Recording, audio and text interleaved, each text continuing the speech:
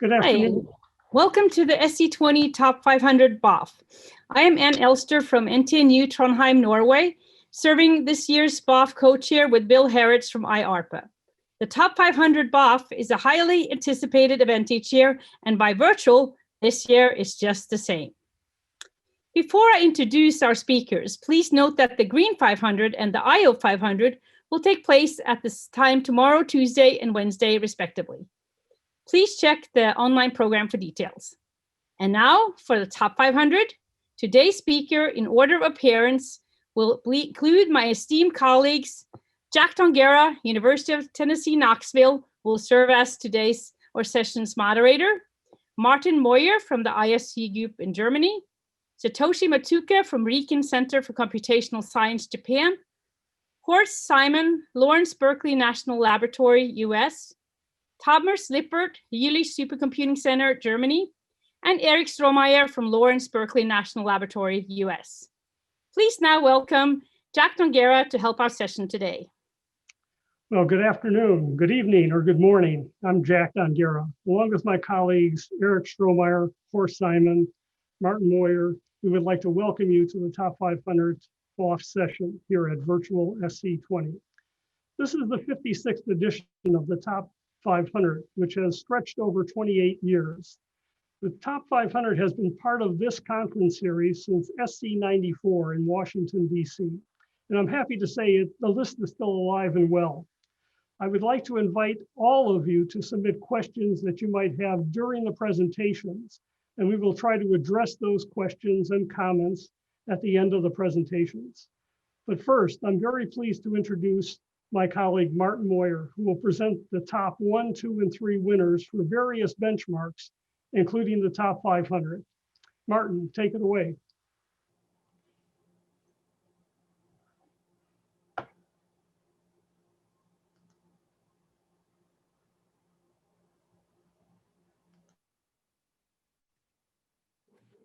Thank you, Jack.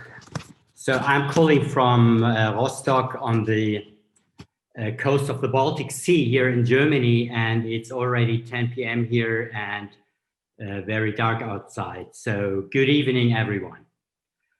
It's a great pleasure for me to do the Top 500 awarding, and in addition to the HPL benchmark, the Top 500 project has integrated over the last few years other benchmarks like the HPCG, which is designed to more closely match a broad set of important applications.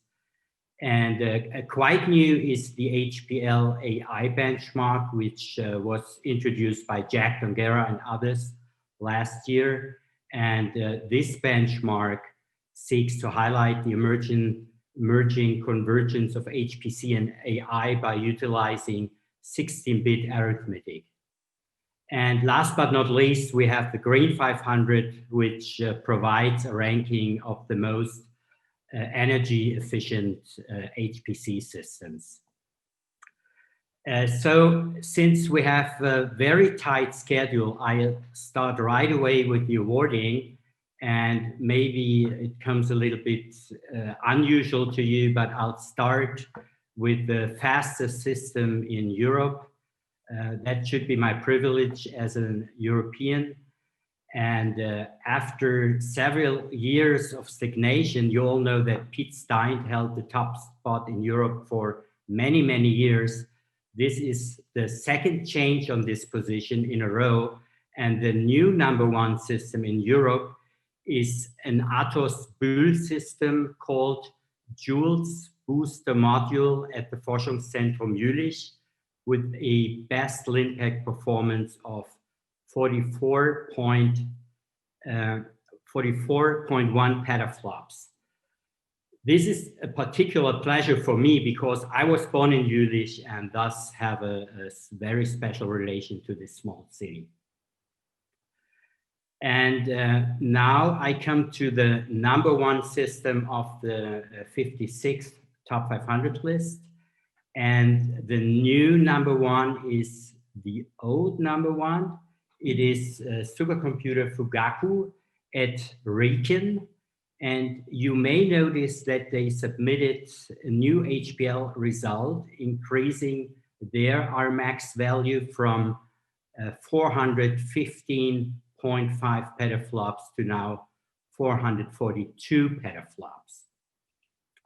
Fugaku also is the #1 in the HPCG with 16 petaflops, and also in the HPL AI with astonishing 2 exaflops. So in a certain way, Fugaku celebrates the HPC benchmark triple. So congratulations for this great achievement. The #2 spot of the top 500 list is still be held by the IBM Summit at Oak Ridge with 148.6 petaflops. And they also took the #2 spot in the HPCG ranking with 2.9 petaflops, and the HPL AI with 0.55 exaflops. The #3 position of the top 500 goes again to the IBM Sierra system at Lawrence Livermore National Lab with 94.6 petaflops. The same, that means the third rank is true for the HPCG. Here, Sierra achieved 1.8 petaflops. So we have now 2 awards left, and I start with #3 of the HPL AI, and this award goes to the NVIDIA system called Selene with 0.25 exaflops. And last but not least, I have the pleasure to announce the new #1 of the Green 500. And this time's top position goes to the NVIDIA DJX SuperPod with 26.2 gigaflops per watt LINPACK power efficiency. Please note that the other Green 500 award recipients will be announced tomorrow at the Green 500 BoF at the same time. And with that, I'll pass on to Satoshi.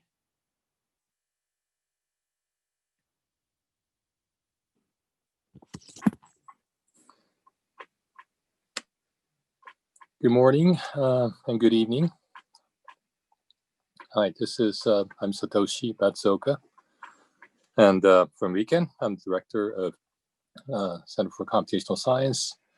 And firstly, I'd like to express our gratitude to everyone who has supported our endeavor for the past 10 years on Fugaku. Everybody, Riken, of course, also the Ministry of Fujitsu, our valuable partner, everybody, all the HPC community in Japan who had contributed, and also worldwide. And last but not least, our taxpayers who had sponsored this endeavor, who will enjoy the benefits of all the application results that will be coming out through this machine. I'd like to also thank the TOP500 BoF organizers for allowing us to demonstrate this accolade and the excellence I will bring to you later. And we're very thrilled. And in the next 15 minutes, I will try to demonstrate what Fugaku is and how we think about, give some of our objective analysis with regards to how we think we achieved the result with this machine. So firstly, Fugaku is the largest and the fastest supercomputer ever built in terms of number of nodes, and of course, in terms of rankings. The Fugaku, however, of course, was not designed with the rankings or the benchmarks in mind. In fact, we had tremendous emphasis on being the applications machines or machine or being application first. At the same time, doing the analysis of how we should be building the machine, became pretty obvious from early on. Like I said, we started this endeavor 10 years ago. That was going to be a sort of a moonshot challenge, because on one hand, we had to build something with very broad applicability, ease of use, ease of programmability, something that you can even run PowerPoint on.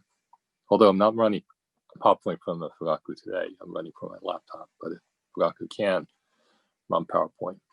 So it had to be general purpose, but at the same time, our numbers with respect to performance requirements from all the applications, broad set of applications, indicated that we had to build a new chip circa 2020 that would be about 3 times faster than any other general purpose CPU and 3 times more power efficient, and also incorporate some new features like AI acceleration. And so it was a moonshot challenge, just like when Kennedy said, we had to go to the moon, we will go to the moon. And 10 years later, with the tremendous effort from the aeronautics industry throughout the U.S. and United States, and the U.S. went to the moon. Of course, well, at much smaller scale, but the entire HPC community and Japan united, and we basically overcame this insurmountable challenge, and we now have the new chip and the new machine. And so this was a real co-design effort, and the total capacity of the machine would be approximately equivalent to 20 million smartphones, which is about the same number of smartphones shipped in Japan over the course of the year. So it runs the same code again, but it has that capacity. So we have a few Fugakus that'll cover the entire IT of Japan. That's the magnitude of each supercomputers we're talking about. So like I said, it was a 10-year endeavor starting in 2010 when the K computer, this predecessor of Fugaku, was just being launched. And 10 years later, we have the new machine and we have the new announcement, which was, of course, is very excited and very thrilled and honored. Oops. So the heart of the machine is the new A64FX processor, which behaves very much like a many-core processor if you run normal code, ARM code. It's an ARM CPU, although, of course, the internal microarchitecture is our own. It runs the same code, the AR64, plus the new vector extension that's been incorporated. So if you run normal code, it would behave just like a server, 48-core server chip. However, if you run HPC code, especially those that require high bandwidth, it behaves very much like a GPU, and that has tremendous streaming vectorization data capabilities. It can stream data through, has from its high bandwidth memory, just like a GPU. And then process the vectors and then spit out the result. And we support many types of data formats, not just floating point, but integer vectorization. So you can have actually 256 simultaneous 8-bit integer operations per cycle. Great for machine learning inference. But it's not just the ILUs. We have the memory and cache hierarchy to allow for streaming data, and also have additional features to enable memory acceleration. So this chip is a very balanced. In fact, there's a lot of emphasis on making it a streaming processor. So it exhibits, it's not to say it has a GPU inside, it's the same core. It's a set of same cores, but it has, each core demonstrates those CPU-like characteristics and also GPU-like for classical vector machine-like characteristics at the same time, depending on what kind of code you run. And this 3 times power efficiency has been demonstrated on the B500 compared to other CPUs. But it's not just dense linear algebra. If you compare it to the other types of codes and real codes, these are, as you can see, open source HPC codes that are commonly used. You can see that compared to, let's say, Intel processor, we do demonstrate about 3 times more power efficiency across the board, pretty much, irrespective of the type of code you run. So, and also this is also reflected in the performance. So in some sense, for each chip, we have created something we had targeted, and the aggregation of 158,976 of them, that's another technological challenge we had to face. We have the full machine. So being CPU based allows us to have very natural convergence of HPC, cloud, big data, and AI, because nowadays it's not enough for a single machine to be running just HPC codes, traditional simulation types of codes, but also you need to run a variety of different types of software stack covering the cloud infrastructures, big data type of data analytics, and also AI, including all the frameworks, PyTorch, TensorFlow, and so forth. Also need to be standards compliant in terms of being able to run standard operating systems like Red Hat Linux or SUSE and so forth, all the other variants of Linux and even Windows. So, in fact, the chip and also the Fugaku as a machine do run all these codes very naturally, being ARM based. In fact, in bringing up Fugaku and putting it into real production operation, we were finding that we have very natural convergence of all the features stemming from the traditional HPC to cloud, big data, and AI. So it was a big issue trying to make these software stack converge. But we found that in practice, it's once you have a chip that can run these things in general, and also the other parts of the machine being able to run things in general, like networks and storage and so forth, we achieve this conversion fairly naturally. But by being very careful with this, how we implement the software, how we have all the pieces can be installed, running using things like open source management software tool like SPAC that was developed as part of USCCP. So the machine will be very easy to use.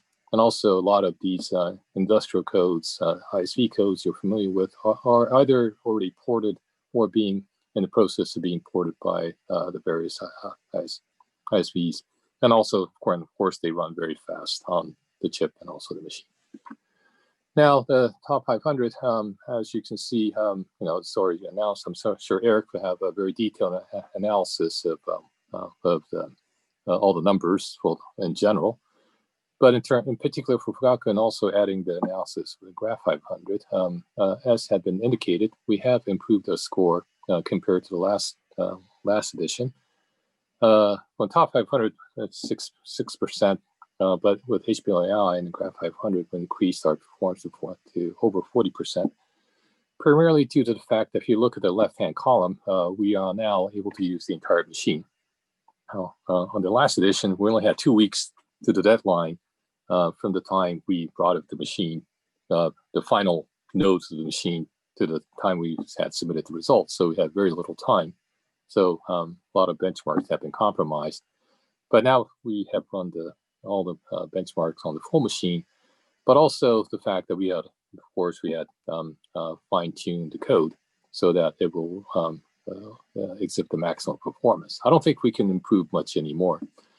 But also we can see not only we have achieved quite a good performance across the board, but efficiency is also very good. In fact, on the HPLI, as I mentioned, we achieved over 90% efficiency, and also several times faster than the number 2 machines on the list.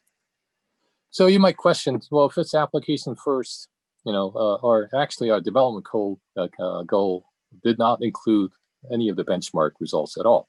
It was all the application results. We said, 2 orders of magnitude faster on all the application portfolios we had. So why is it important for us that we achieve these results on the benchmarks? Well, that's because if benchmarks do represent the performance facets, and they contain classes, each the facets that contain classes of applications.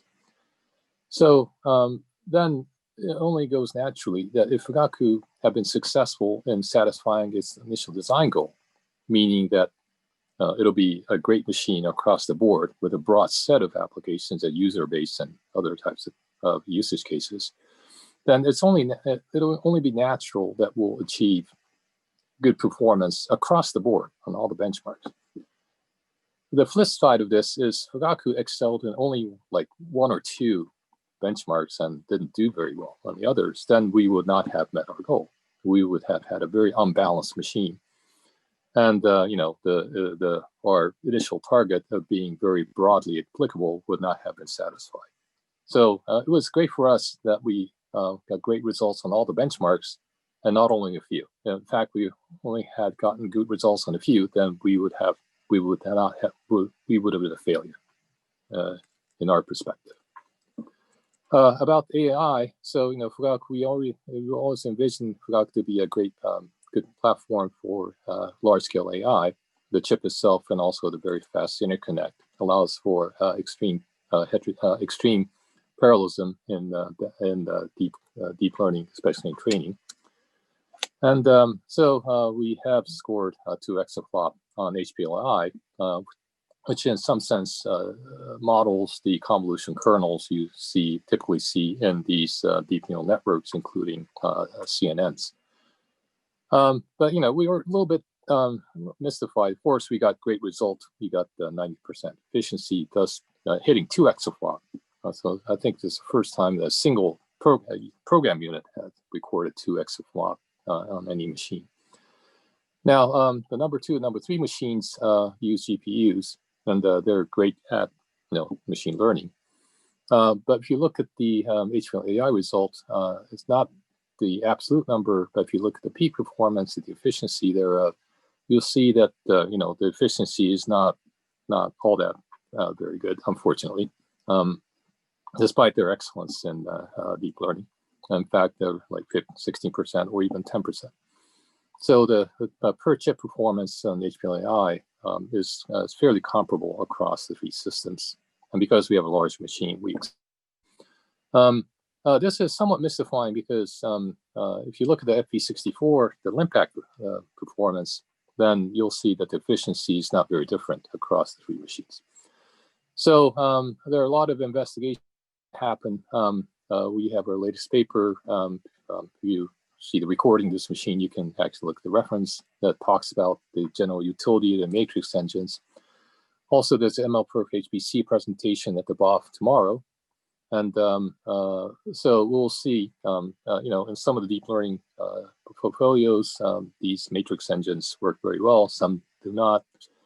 And we need much more investigation as community as to how we proceed with the utility of these matrix engines. And for that purpose, we will also really plan to release our code real soon, which will run great on a CPU, and perhaps it can be adopted to GPUs to improve the efficiency. We also have a challenge to make the real deep learning training scale to 10,000, 100,000 nodes on Fugaku. So we embarked on a project to do that.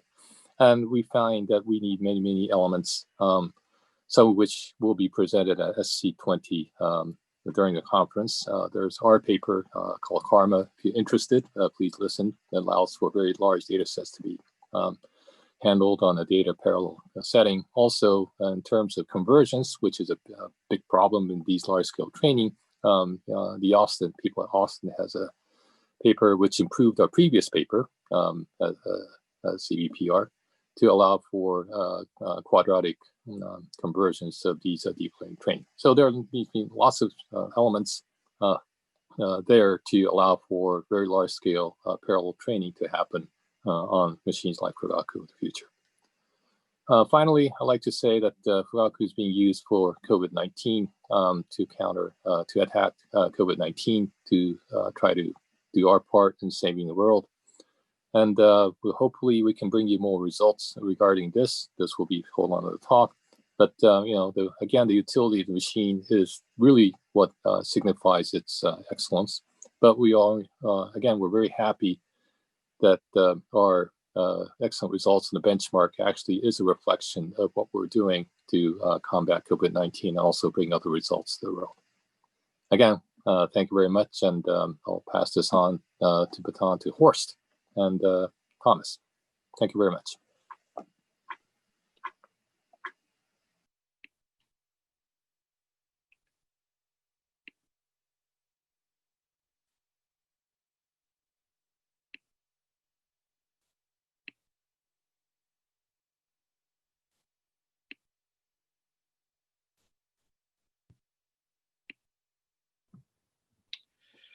Good afternoon in the US, good evening in Europe, and good morning in Japan. Thank you, Satoshi, for an outstanding accomplishment, and congratulations on the results on Fugaku. What I'd like to talk about is maybe a 10-year retrospective, and the theme Exaflop Anteportas was selected because 10 years ago, just like Hannibal on a long march, we started working towards the Exaflop systems. And now in 2020, we have reached a certain level of maturity where these, just like the elephants, were fearful beasts. For the Romans, where the supercomputers with a near Exaflop performance have arrived in 2020. But going back to 2010, and this is a 10-year-old slide from the top 500, the format looks the same. What you will remember and what you notice is that we were fearlessly projecting that by 2020, we would find a Exaflop LinPack system, LinPack RMax in 64-bit, with an Exaflop Plus would have been happening by now, should have been happening by now. But that hasn't quite happened yet. And this projection was also prevalent in other conversations. We have many workshops and discussions in 2010. The slide here is from a 2010 cross-cutting technology workshop, which I believe happened in January 2010 in San Diego. And there you see that a sort of some expectations were in terms of how systems would develop through the teens, and we're not quite there yet. And I would also like to draw attention to another study from about a decade ago. This was Peter Kogi's chaired DARPA Exascale study, which actually plotted here the top 500, top 10 systems until about 2008. That was a study from 2009. Then drew up this line here where the development should be going following this existing base. And here is the one Exaflop on LinPack HPL. And that study said that even a simplistic or a full model would not quite make it by 2020. And I always believed that study, and therefore, in a memorable review in Zurich in 2010, where those four gentlemen, here's Thomas, here it's me, and Giovanni Cicotti and Anwar Oserian were the other reviewers. We had, like it happens in these reviews, a very spirited dinner, and Thomas and I had an agreement, and we bet for €2,000, $2,000, and I said that in November 2020, there will be no top 500 #1 with an Exaflop on LinPack. And we also hedged our bet, did some currency hedging. So if you remember, the financial situation in 2010 was such that €2,000 was not seen as, could have been not existing anymore in 2020. So Thomas was going for the dollar. That was probably the safer bet. And that was the situation in 2010. And I'd like to turn it over now to Thomas, who will continue the presentation. Thank you very much, Horst. This was a funny situation. You see this married gentleman here. And of course, the atmosphere there where we have at this time evaluated and reviewed the CSCS. And I dare to say we also gave a lot of input to make this a world-class center at this time. also has inspired us for, let's say, betting on when will there be exascale performance in the LINPACK in this world anywhere. So, of course, this is a very important philosophical question. Horst, can you give me the next slide? Because if you are really committed to something, you better use a bet to quantify how far you are committed. This goes back to a famous philosopher, Immanuel Kant. As I come from Germany, I'm obliged to cite sometimes Immanuel Kant. In his critique of the pure reason, he said, the usual touchstone, whether something is mere persuasion or at least subjective belief, that is firm belief, what someone claims is betting. So this is in his very, let's say, contrived language. It's even worse in Germany, the way how he has expressed that betting is the quantitative measure on the commitment someone has in his research or in the question of, let's say, do we believe in the technology to come in, let's say, some years. Of course, bridging 10 years is quite difficult. Horst, please, the next slide. And I was, in some sense, very relieved when in 2018, 1.13 exaflops in 16-bit have been found on Summit. This was in the context of deep learning for extreme scale analysis. This finally won the Gordon Bell Prize in 2018 and was, of course, a milestone towards Exascale. And at this time, I still had, let's say, some hope that in end of 2019, some very good, let's say, engineering team of some very good company would reach Exascale. Horst, can you go on? So, but what did we have then? End of 2019, this was nearly Exascale.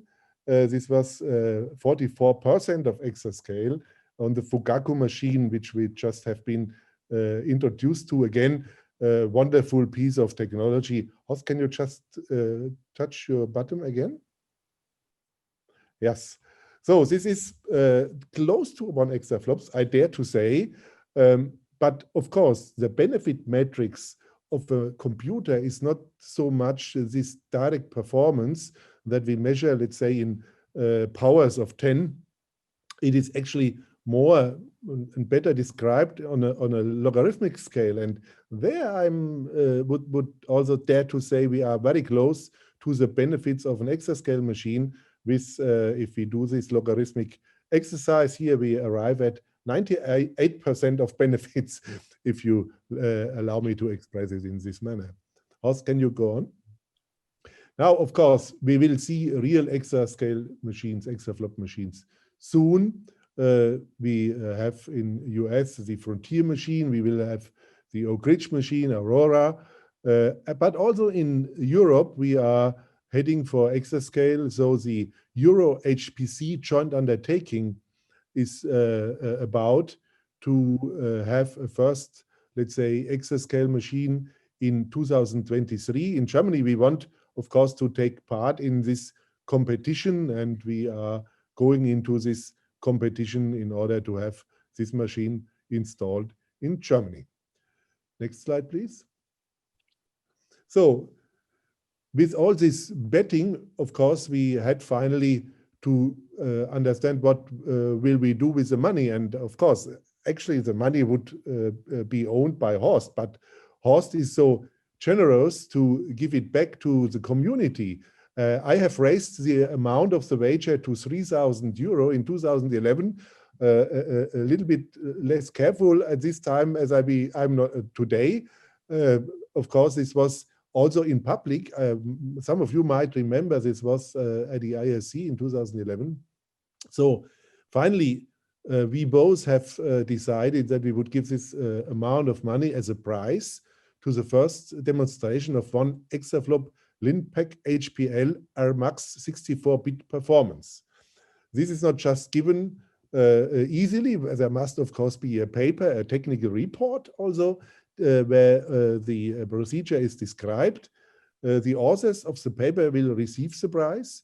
We would very much encourage the inclusion of early career scientists in the project to either have being part of the prize or to receive the prize finally by this team. And of course, we will have a referee, or we hope to have a referee. It's Jack Dongada. We'll ask him to certify the result as a valid HPL LINPACK submission. And with this, I give back to Horst. Thank you, Thomas. And so with this one, I'll just say the exaflop systems are ante portas. They will be here in a year or two. And therefore, I wish everybody happy computing, and please put your efforts into meeting that milestone, meet the benchmark, and then be eligible for the prize that Thomas and I will hopefully be able to award within the next year or two, presumably at another top 500 BoF. And with this, I will turn it over to my colleague and good friend, Eric Strohmeyer.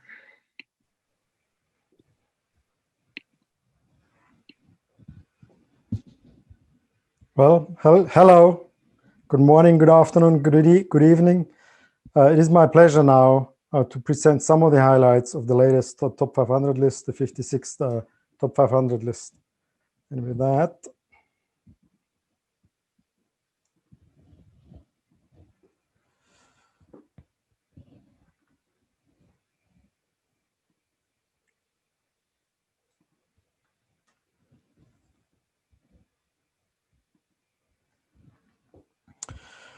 so 56th top 500 list, 28 years, and we still think it's exciting and valuable enough. So what I'm going to tell today,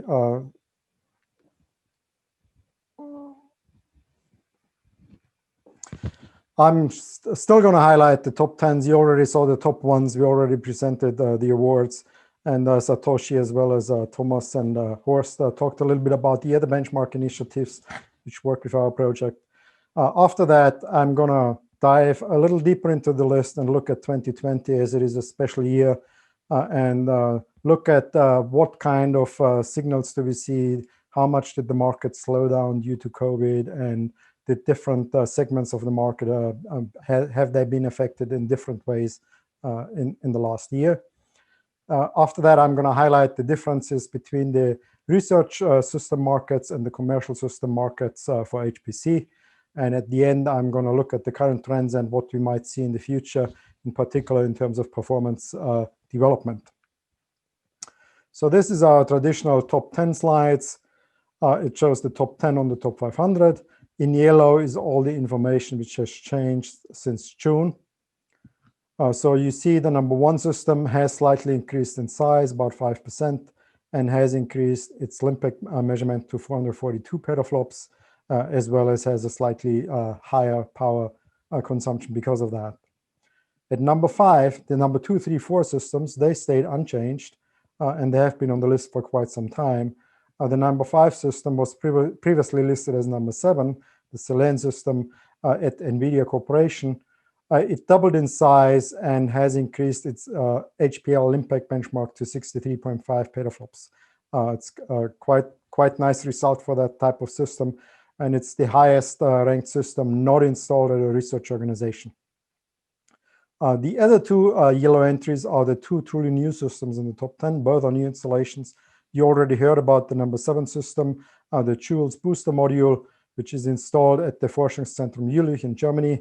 It's built by Atos. It's based on this Boltzmann architecture, and it uses AMD EPYC as a main processor and NVIDIA A100 chips as accelerators.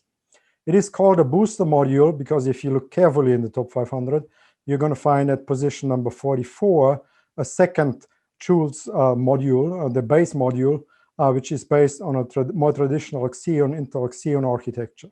Those two modules, they can operate tightly together if needed, or they can operate separately. And for the HPL benchmark, the Forschungszentrum Jülich decided to submit both modules as separate entries running separate LINPACK benchmarks. The architecture of the booster module is actually fairly similar to the Selene system, and it has a similar efficiency. It also stands out on the current top 10 as the one system with the lowest power consumption of only 1.76 megawatt compared to the other systems. That, of course, is mostly a function of being one of the newest systems on the list. The second new system on the list is also, in some aspects, unusual because it's installed at a commercial customer. It's Saudi Aramco in Saudi Arabia. It's the Daman 7 system built by HPE and comes from the KCS Storm line. It also uses Xeon as a main processor, and it also uses NVIDIA chips for acceleration. So that's the one of the highest ranked commercial systems we have. The other commercial system in the list, actually higher ranked at number 8, is the HPC5 system, a Dell PowerEdge system, but that has been on the list before. So there was a nice gradual changes in the top 10 at about the same pace that we have seen in the recent history, and that's always nice to have. The HPC-G list sometimes hasn't changed as much, but the opposite is true this time. If you look at the top 10 in the HPC-G ranking, you see again the number 1, the Fugaku system increased its measurements and its size. At number 4, you see the Selene system, which is one slot higher than in the top 500, which also increased its size and its measurement to now 1.6 petaflops on the HPC-G benchmark. At number 5 and 6 already, you find the other 2 new systems from the top 10 of the top 500, the Jules booster module and the Daman 7 system. They're both doing very well on the HPC-G benchmark, just above or below 1 petaflop, and are highly ranked on the HPC-G benchmark. Now, if you look further down that table, at position 8 and 10, you find 2 other new systems, which in the top 500, which they're actually ranked at a much lower location. That's the second column. The number 8 system is at number 19 in the top 500, and the number 10 system is at position number 33 in the top 500. Those 2 systems, the Tokisaru system and the plasma simulator, they have architectures which are very highly tuned towards a balanced architecture, towards high memory access capabilities, low latency memory latencies, and high memory bandwidth. And that allows them to perform exceptionally well on the HPC-G benchmark. You see that reflected when we calculate the HPC-G efficiency compared to either peak or HPL in the last 2 columns of this table, that those 2 systems together with Fugaku have the highest efficiencies, in particular the last system, which is based on the NEC Aurora vector processor. The latest version of the Aurora vector processor has exceptionally high efficiency on the HPC benchmarks in terms of peak or HPL. And that's due to the exceptional architecture it has. What those 2 systems really also clarify or document is that HPC-G really adds an additional, provides a different angle at the hardware and provides additional information about the hardware, how well it does for certain applications, for certain codes compared to other architectures, and it demonstrates the value of having a second benchmark, especially one as challenging as the HPC-G challenge benchmark. So we have been publicizing the Green 500 list. We have been maintaining it and publicizing it for a while. Of course, tomorrow at the same time, there is a dedicated BoF session where you're going to hear about all the details of what's going on in the Green 500. All I want to show today is really the top 10 of the Green 500. That is usually a very busy list, so this time it's actually almost on the quiet side because it's a list which shows technology and not just big systems. So the new number 1 on the Green 500 you already heard is an NVIDIA GGX SuperPort system, which is basically a small version of Selene. And it achieved a power efficiency of 26.2 gigaflops per watt. That is a nice bump up from June. And actually all 5, the first 5 systems now have power efficiencies higher than the systems in the June list had. If anything above 25, if you project those power efficiencies naively out to 1 exascale, you're going to end up with a power consumption of 40 megawatt or just below. So for the first time ever, we actually see architectures, we see technology on the top 500 list, which would allow, in theory, to build a Exascale system with about 40 megawatt continuous power draw, which is something nice and we haven't seen before. It's certainly progress. It's not quite the initial target the community had, but at least we are getting there.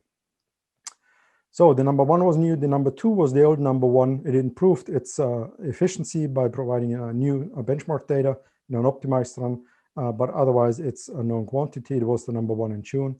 The number three systems, the Joule's booster model, is the new number one in Europe, and I already talked about that.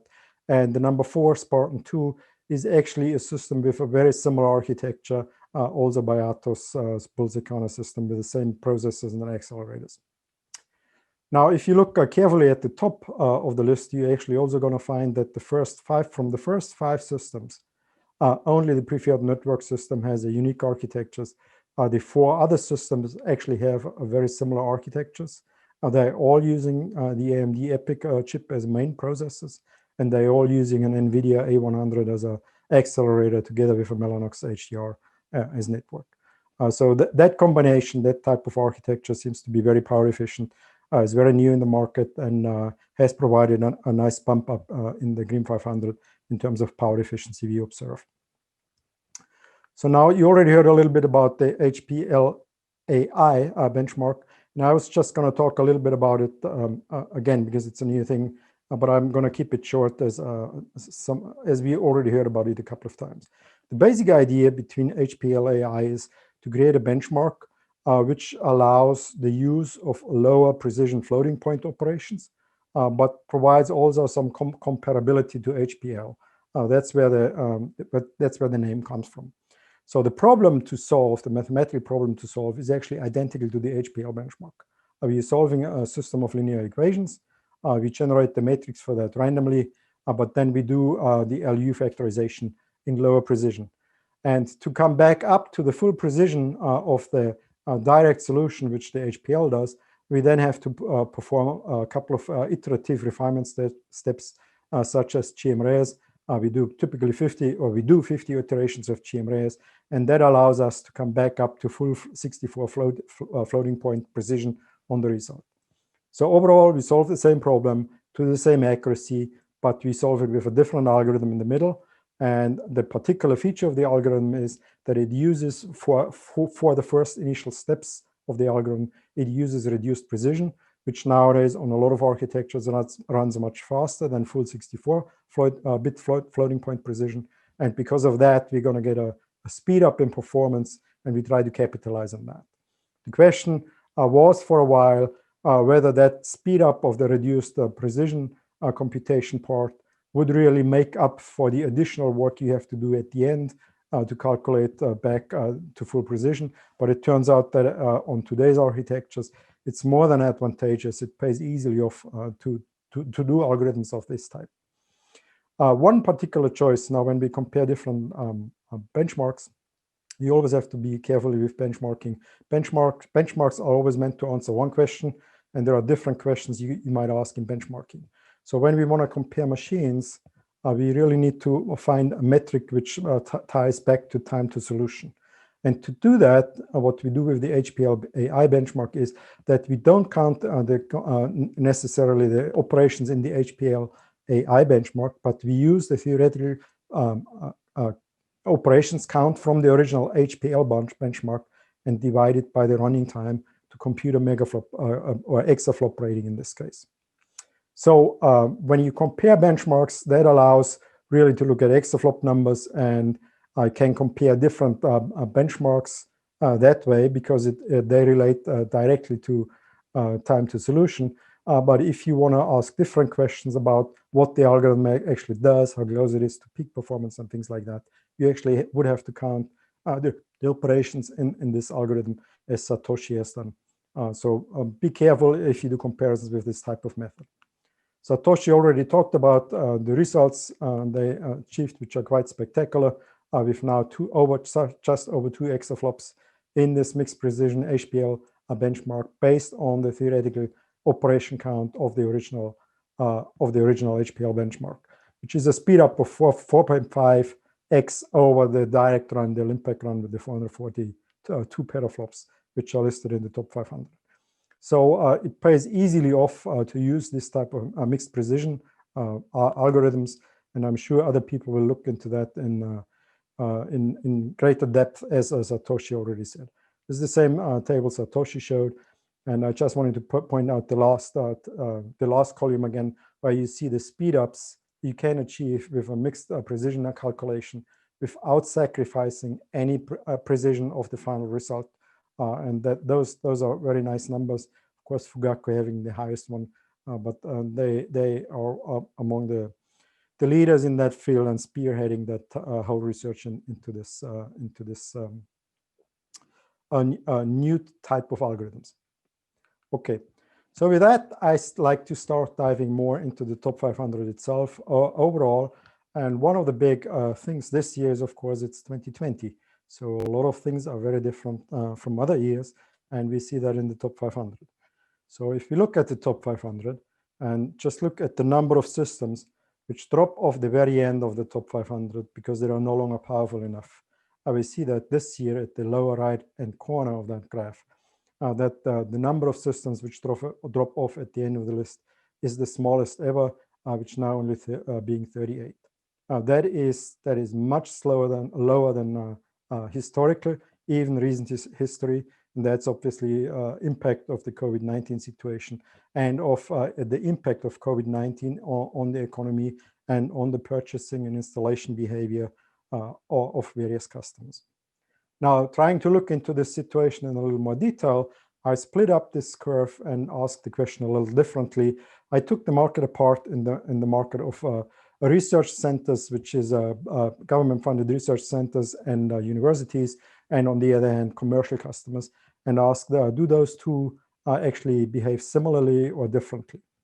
So this is the number of new systems, truly new systems in the list, in each of the lists for those two parts of the market.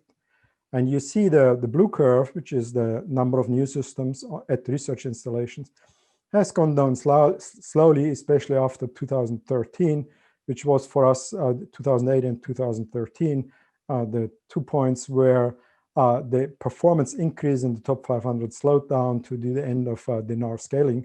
But since 2013, it has actually stayed rather constant. And the last year, in 2020, if anything, the number of new systems in research centers has actually slightly increased over the historical trend. So if you look at the blue curve, 2020, business as usual, the research centers have not delayed any purchases or installations in large numbers due to COVID. That has not happened.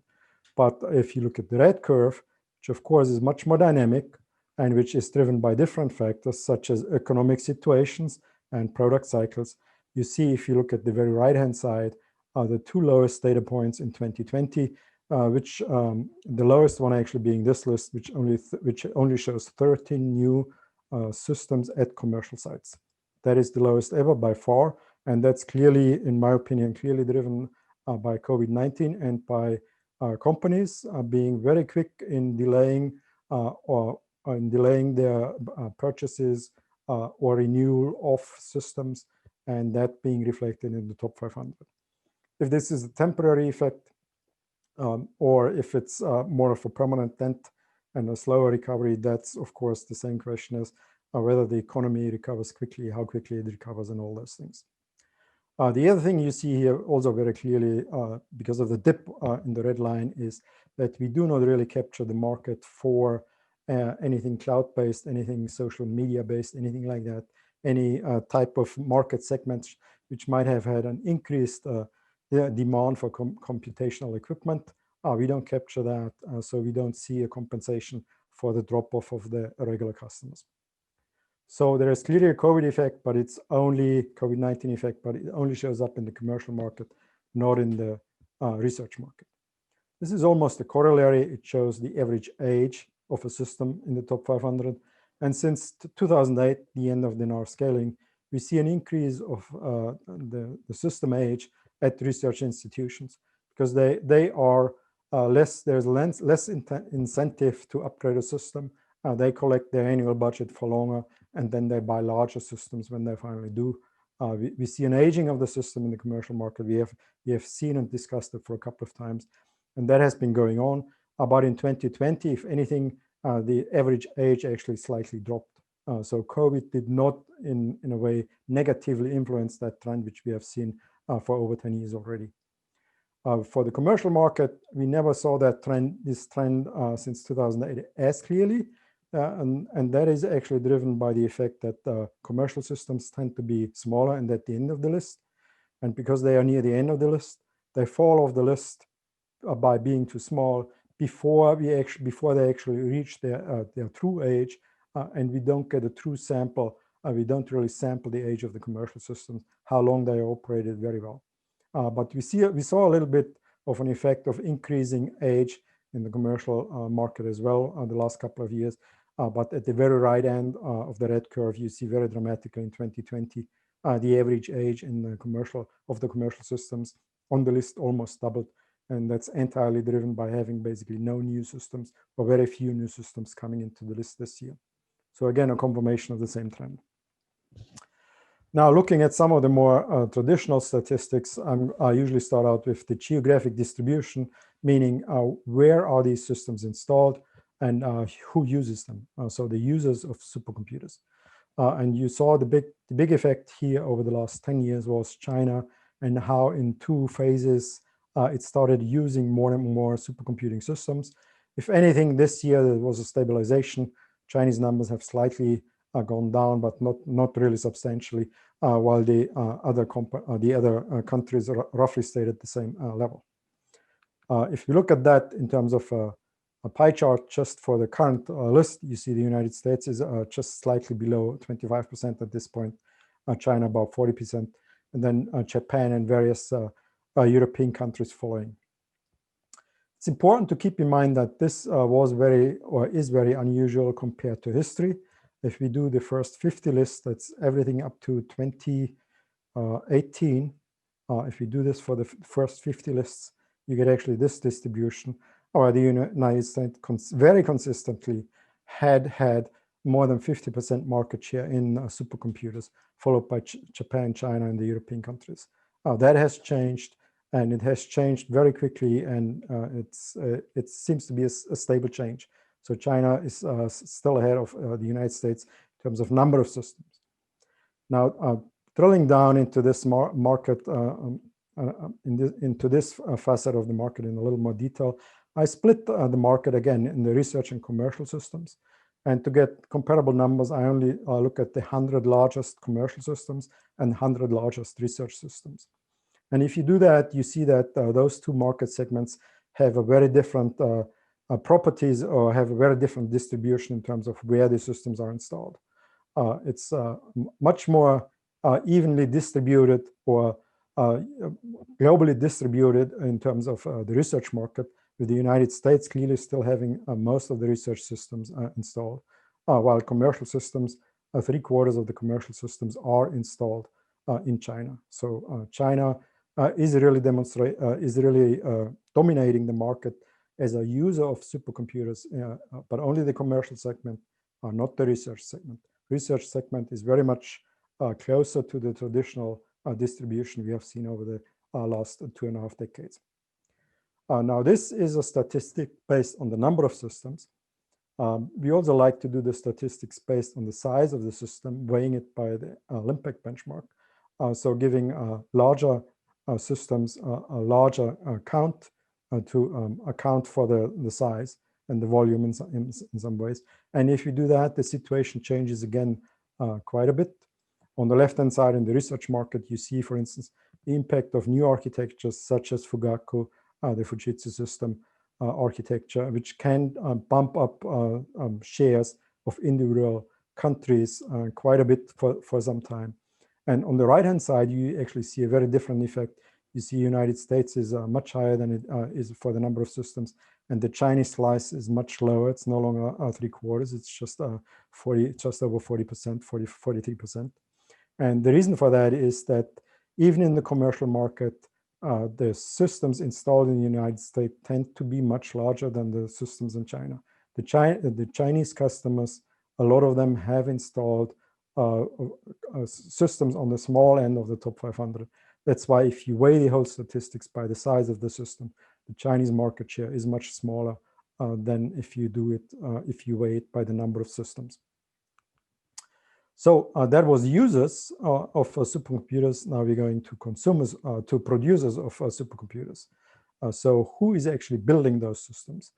Because the first wave of the use of supercomputing in China was driven by systems built in the US. That red slice between 2008 and 2014 was very small. So there were very few in-house built systems, and it was mostly US built systems which were installed in China.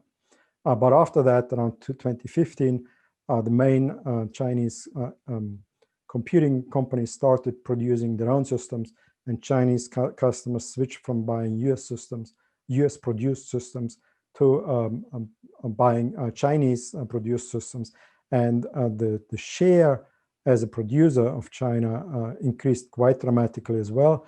It seems to normalize at the very right end. It seems to normalize a little bit lately, as in US systems, the number of systems produced in the US is increasing again, while the number of systems produced in China is decreasing.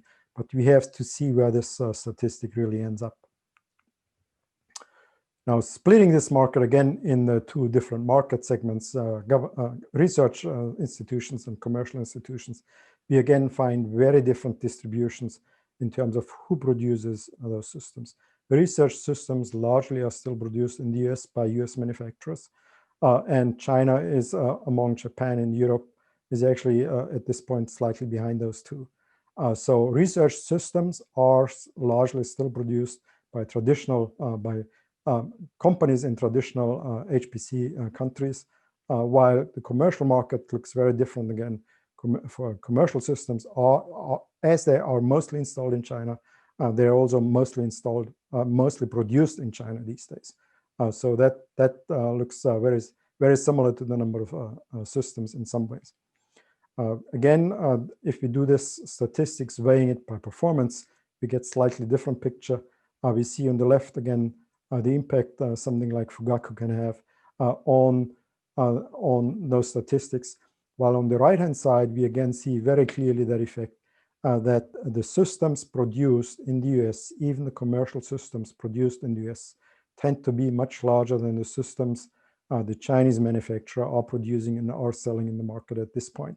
That's why the market share in terms of performance, even in the commercial market for the US manufacturers, is still above 50% if you weigh systems by size. So keep that in mind.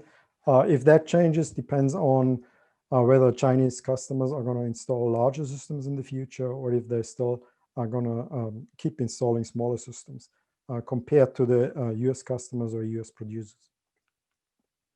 Now, drilling this producer pie chart even further down, I can actually break out all the different manufacturers in the different regions.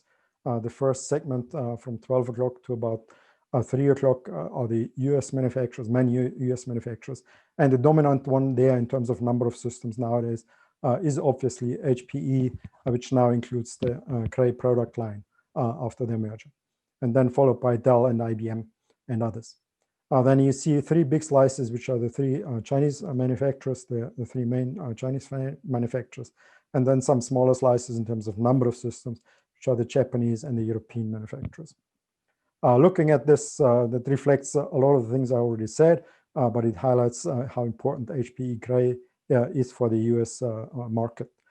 And if you now use the same ordering of the slices, but look at the statistic weight by performance, we get the following picture, which looks very different. You see, for instance, the second slice, while HPE Cray is still dominant in the US, the second slice, IBM, now has 10% or almost as much as HPE. And that's solely driven by the fact that HPE, that IBM nowadays is focused on the very high-end market.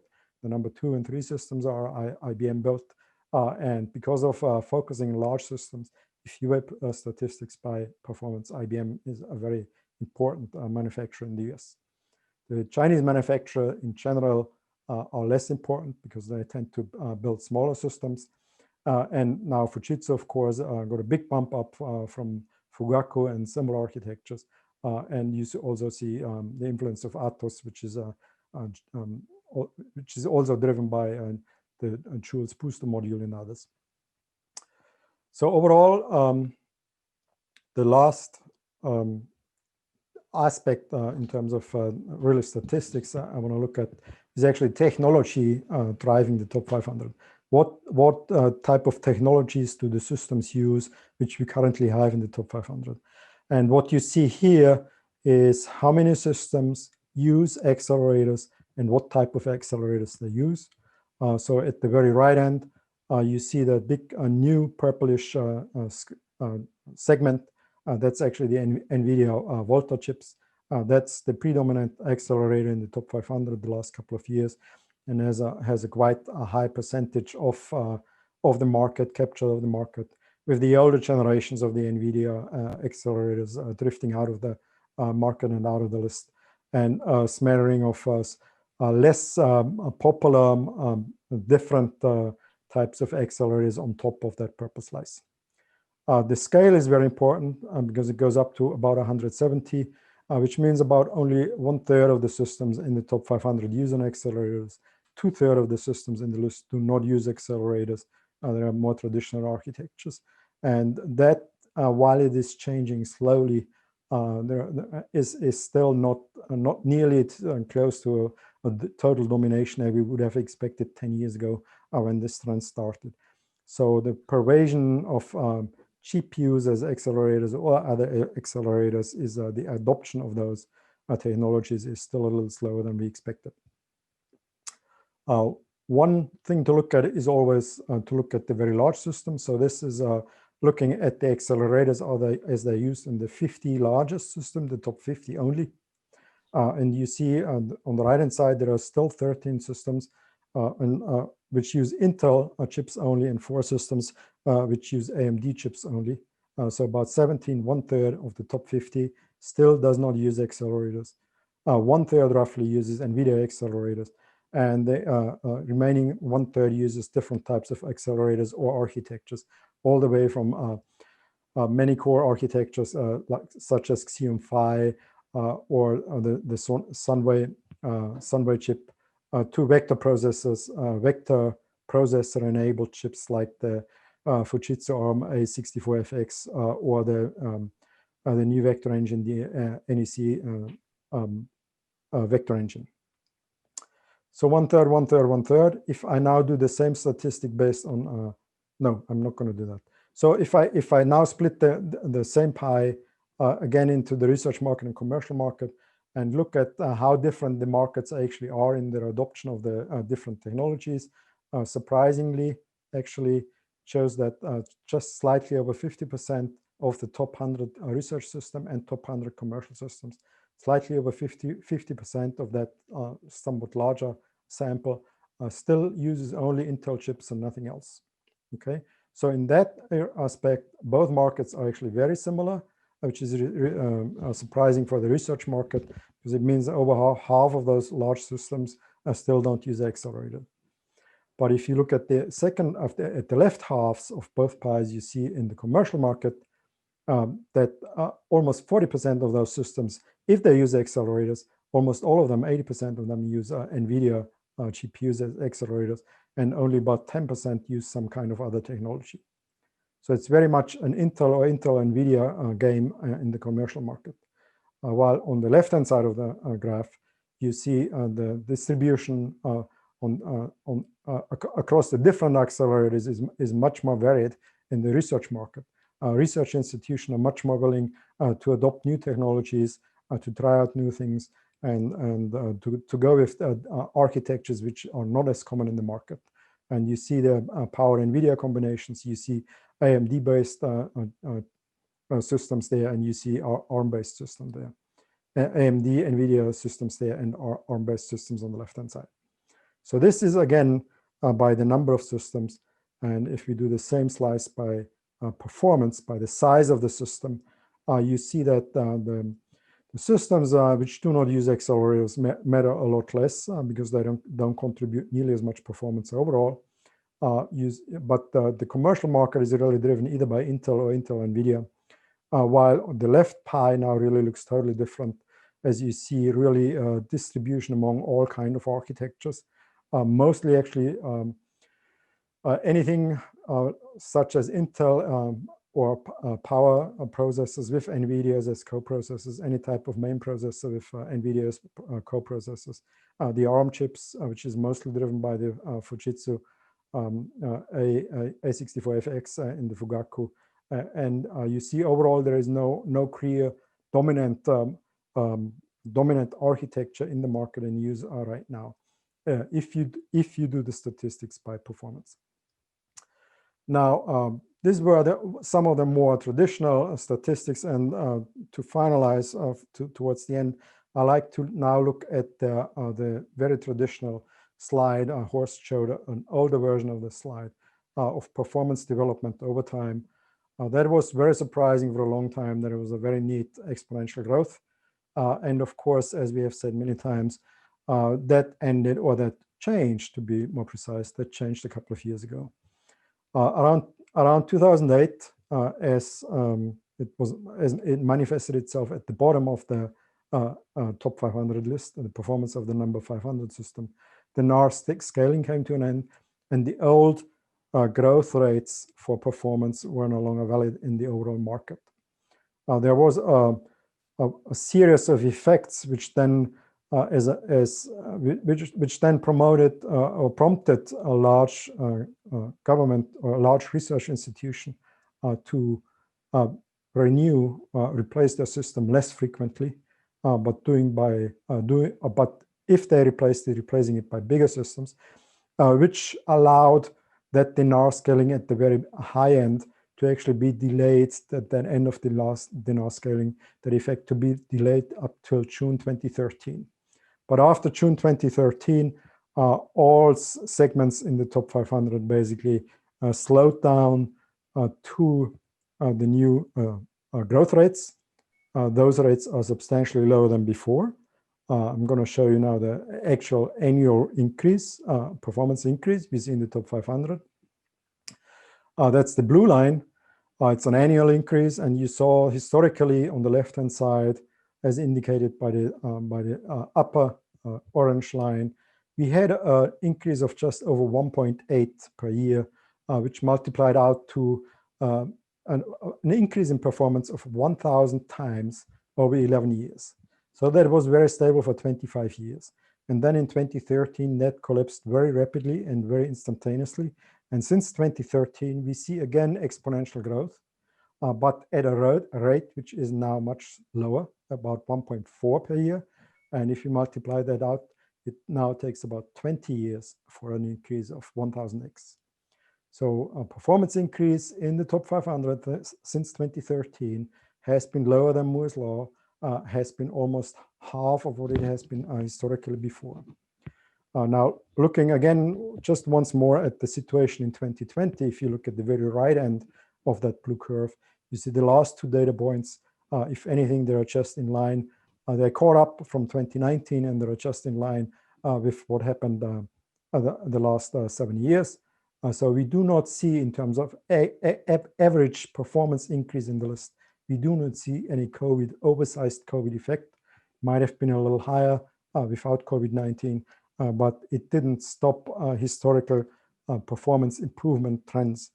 But that is obviously driven by the fact that the large systems at research sites that are still being installed at the rate they have been installed the last 7 years. And the breakdown in the commercial market doesn't affect these statistics as much because commercial systems tend to be smaller. So with my last slide here, I'd like to show now just the projection of performance and the trend lines since 2013. These are the new growth rates for the sum, the number 1 and the number 500 in the top 500. They are overall decently approximated by exponential growth rates, which are the dotted lines. The growth rates themselves are much slower. This is a 10-year time frame on that graph. That used to be almost 1,000x. Now it's barely 30x in terms of performance increase. And that reflects itself in various ways. If you look at the number one system, for instance, coming back to Horst and Thomas's presentation, the number one system, actually, the naive projection now points out to end of 2023, early 2024 for an exascale system. Number one systems tend to be more of a step function in terms of technology and in terms of research programs. So I wouldn't be surprised to see it in 2022. But by all means, the trend since 2013 has pushed out that naive 2020 prediction quite a bit. And now what we see also is two more comments about this graph. What we also see is on the red line, if you look at the very end of the red line 2020, the last two data points, that it's slightly falling behind the trend. That's probably the impact of COVID-19. But what we are not see yet, at least not clearly, but I would say what we don't see at all yet, is any indication that Moore's law itself is coming to an end, as many people expect in the next couple of years. So while we expect it, we don't see a sign of that yet. So we are hopeful that we can enjoy this type of growth for a couple of years to come, but by no means that's guaranteed. And even if we do, the growth rates are much slower than they used to be. So a factor of 1,000 after an exascale, it's going to take you at least 20 years. And if Moore's laws come to an end, which most people expect, then it's going to take longer than that. And with that, I'd like to close. Thank you very much. And I give it back to Jack Tongera for the Q&A. Well, thank you very much, Eric, for that very in-depth analysis of the benchmark list. And I'd like to open it up for questions from our viewers here. There's a number of questions that have come in. The first one says, this is from Scott. It says, are there any lessons learned from Fujitsu developing its own ARM processor that explain why Fugaku has made so many leaps in performance over earlier supercomputers based on x86 CPUs? Satoshi, maybe you could take a stab at that first. Well, firstly, I think the lesson learned from the project was that the importance of co-design. When we, not just us, but when the globally we embarked on this endeavor of trying to reach exascale, the emphasis was not just placed on achieving exascale, but really to excel in application performance. But when we basically analyzed what would take with the technology available to construct such a machine, circa 2020 or so, then it was seriously evident that it would not happen. We continued on the trajectory of commodity chips that are off the shelf. So really have to basically rethink what we would do in terms of accelerating the performance of existing traditional CPU architecture, while being very, I would say, accommodatable to a wide range of codes, but achieve performance. So, there are a lot of co-design that went on, and obviously it was very evident that we had to increase memory bandwidth by a significant amount. Because if you look at a standard, let's say, server chip, memory bandwidth, when we project it, will be somewhere in the 100 gigabyte to 200 gigabyte per second range, whereas our performance predictions indicated that we need somewhere close to a terabyte per second bandwidth. Then that was only affordable using more advanced memory technologies like upcoming HBM. But that also had its implications with respect to the design in terms of the cache hierarchy and internal, chip interconnect and so forth. So the big lesson learned was it was very important to think about what would be your objective, what would be your target, and really start from a clean slate, start from scratch, and think about whether your goal will be met by off-the-shelf processors, or you really have to invent your own. And in our case, it was the latter. Okay, thanks, Satoshi. Anybody else want to jump in? Okay, our second question comes from Sean. He asks, how long from start to finish did the benchmark take? I guess it depends which benchmark we're talking about. I think if I remember right, on Fugaku, the benchmark took about 4 hours to run. So it's a 4-hour benchmark, and the matrix was of size 21 million. So it's a 21 million by 21 million dense matrix that's being used or operated on. It's quite an impressive size, taking 4 hours to finish. If you think about the other benchmark, HPL AI, it took about a fourth of that time. It's 4 times faster. So it probably took about 1 hour to run the benchmark. HPCG was designed so that it would just take a few iterations, and there the time is probably measured in minutes rather than hours of running. I don't have the exact number for that. And of course, when you make a benchmark run like this, you don't do it once. You optimize things and you run things many times. So it can be quite an expensive process to run these benchmarks. Any other comments on that? Yes, can I chip in a little, Jack? Sure. Yeah, so one thing people underestimate is the demand for resiliency or reliability on these very large scale machines. And the fact that on Fugaku ran for 4 hours, it's not the record. In the past, I think the record was on one of the Fujitsu machines running for 26 hours to complete LINPACK. And but when you think about the size of the system, Fugaku is 160,000 those are chips. And also that some of the top machines also, Summit is 27,000 GPUs. When you think about, these LINPACK runs and other benchmark runs running for hours faultlessly, is a good testament as to how much resiliency features are being embedded in these chips, which, is not a small feat. And so running these very large benchmarks and being able to complete them in time actually is a testimony that these chips are very, very reliable, extremely reliable as compared to what have been in the past. Okay, another question. This is from David. He says, when do you think we will see a supercomputer that could sustain 1 exaflop on a real application, not LINPACK?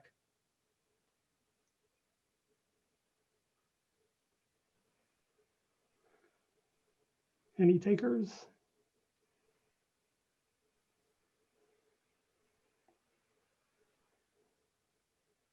Depends what we mean by an application, I guess. That's one aspect here.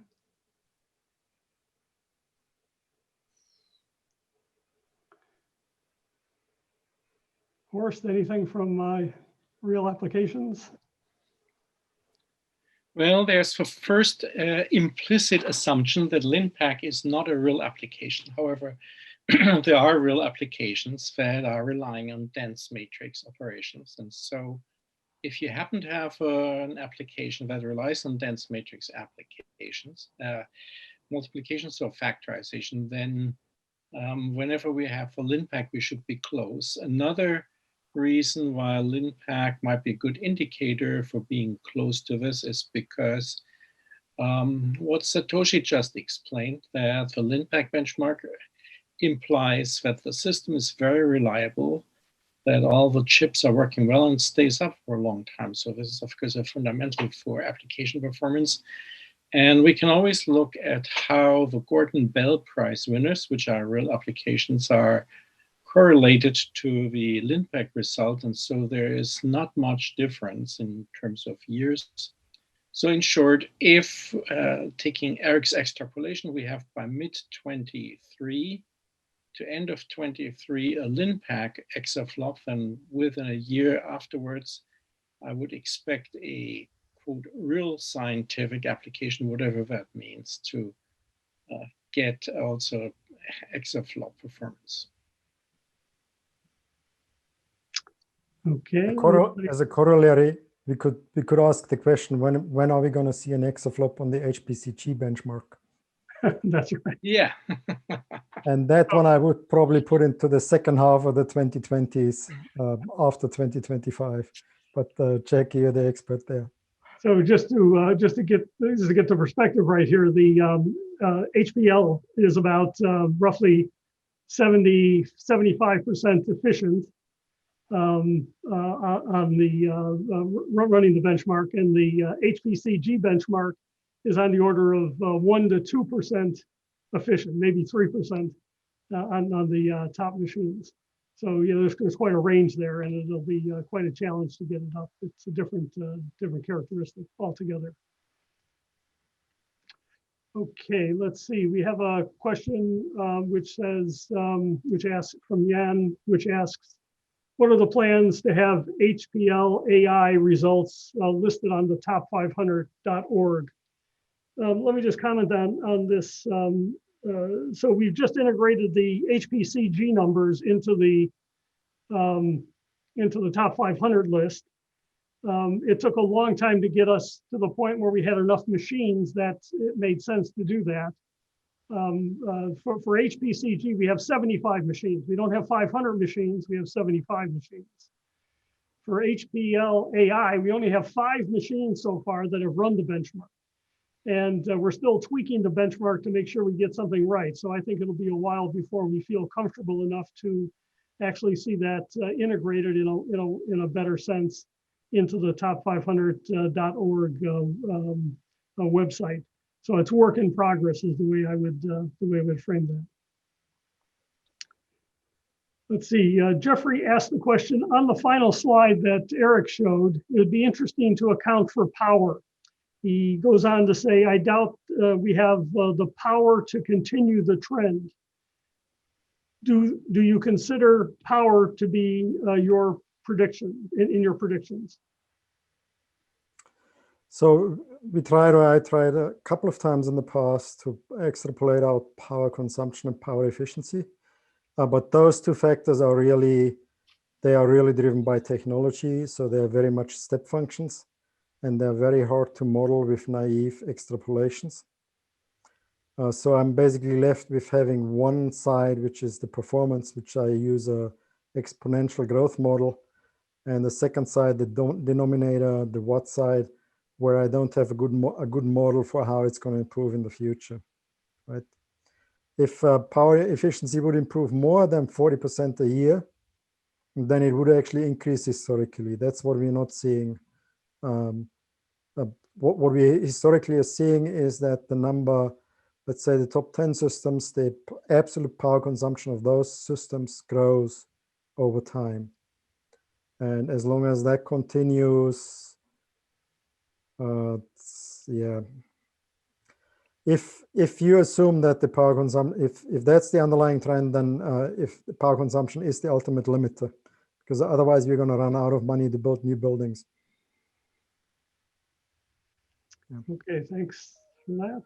Let's see. Here's a question for Satoshi from Bill. It says, I think it's for Satoshi. Do the assist cores have any capabilities the compute cores don't? So on the chip itself, there's a few cores there dedicated to have what's called assistant cores.